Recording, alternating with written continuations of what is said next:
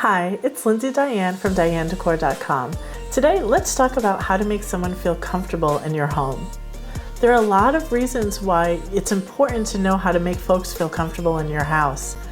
From family to friends to new acquaintances that you've just met, them feeling comfortable in your personal space is really important. Beyond friends and family and the relationships that you already have established that you want to continue, there are lots of opportunities where you're going to have new people in your home for the first time and you want to make them feel comfortable. For instance, you or your spouse may be up for a big promotion and you've invited your boss and their family over for a barbecue. You want to make sure those folks feel comfortable in your home. They want to feel at ease and feel like you've really made an effort to make them feel welcome. Luckily, making someone feel comfortable in your home really only boils down to two things: their physical comfort and their emotional comfort. And we're going to talk all about it in this video. Let's start talking about physical comfort. These are your five senses. You're going to want to address, does it smell bad in here? Is it cold in here? What is this that I'm stepping on under my feet? All of the five senses really do play a part in whether or not you feel comfortable. The first thing that you'll want to do to address your guests' physical comfort is to invite them to remove their outerwear. So that's jackets, coats, hats, scarves, gloves, things like that, and have a place for them to put it, preferably a place where they can see their items in case they need to jump up and grab something from their pocket or their handbag or something like that. There have been lots of times where I've forgotten to do this and just invited folks to come on in and have a seat on the couch, and then you see them kind of struggling to take their jacket off and tuck their purse behind their back and things like that. So please remember to invite them to take off their outerwear as soon as they come in the home. Number two in addressing physical comfort is to manage your temperature. Make sure that your home is at a comfortable temperature for most people. That's usually between, 70 and 74 degrees, something like that. Make sure it's not too hot, not too cold, so that they can remove that outerwear and still feel comfortable and at ease. Number three is fresh air. Make sure that before you have guests arrive, at least an hour or two before, open up your windows and get some fresh air circulating through your home. You don't want to have any lingering odors from breakfast or last night's dinner still floating around in your house. You want someone to step into a space that smells clean and fresh and not overpowered by artificial fragrances. Number four is comfortable seating. Try to offer your guests your best possible seating option. You don't want to put them in some uncomfortable beanbag chair or a chair with a wobbly leg or something like that. You don't want them to feel like they're kind of balancing on your furniture the entire time. It's very hard to get comfortable like that. I'd say a good rule of thumb is if your guests are over 25, do not offer them a beanbag chair, a floor pillow, one of those egg swings, anything like that. A standard sofa or armchair is preferable. Number five is clean floors in a shoe-free home.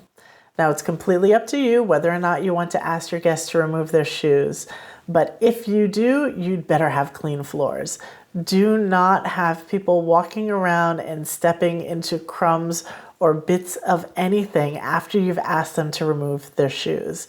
That's a big, big no-no, and they will remember that because lots of people are a little bit uncomfortable with taking their shoes off in someone else's home.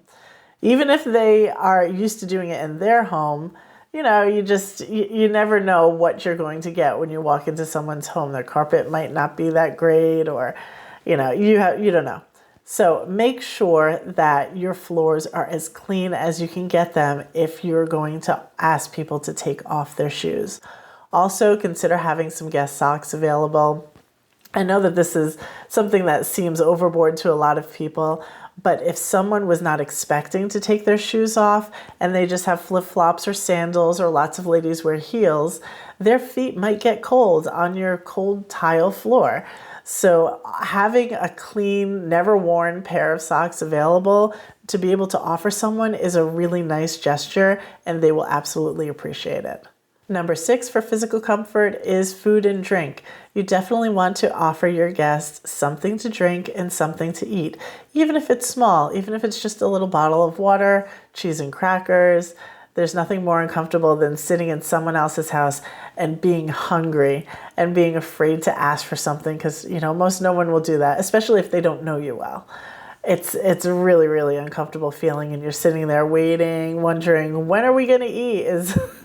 When are they going to start the grill? All of that stuff. So before you expect people to arrive to your home, make sure that you have at least a little sort of platter or tray and drinks ready so that they can nibble on something, even if they're waiting for a main course or for other guests to arrive.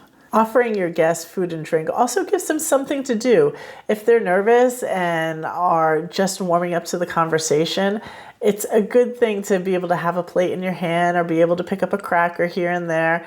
It will put people at ease instead of just sitting on a sofa staring at you with their hands in their laps. Okay, now let's talk about emotional comfort. These are the things that will affect the way a person behaves in your home. Will they be chatty? Will they be reserved? Will they feel welcome? Will they feel like they're a bother to you? All of these things have to do with their emotional comfort level.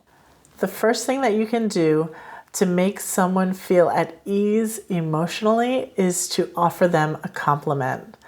A simple compliment is a great way to break the ice with someone, and it's easy to find something to compliment someone about. It could be their hair, their jewelry, their makeup, their clothes, their shoes, their handbag. I mean, the options are endless. And a sincere compliment goes a long way in making someone feel comfortable. Compliments make us feel a sense of approval, and whether or not we want to admit it, everyone wants to feel accepted in some way. Another easy way to break the ice is to simply ask someone's opinion about something. It could be a movie.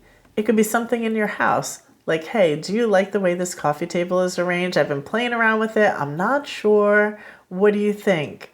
Or, hey, have you tried this food? Or have you heard this song or this movie? What did you think? Getting someone engaged in a conversation is easy when you just start by asking them their opinion on something. Number 3 is let them help. As a person who has hosted lots of guests numerous times, I know how much effort it goes into being a good hostess and making people feel comfortable in your home and having all of the things that they may need. It takes days of planning, really, for a dinner party or a holiday party. That could almost take you a month to plan out perfectly.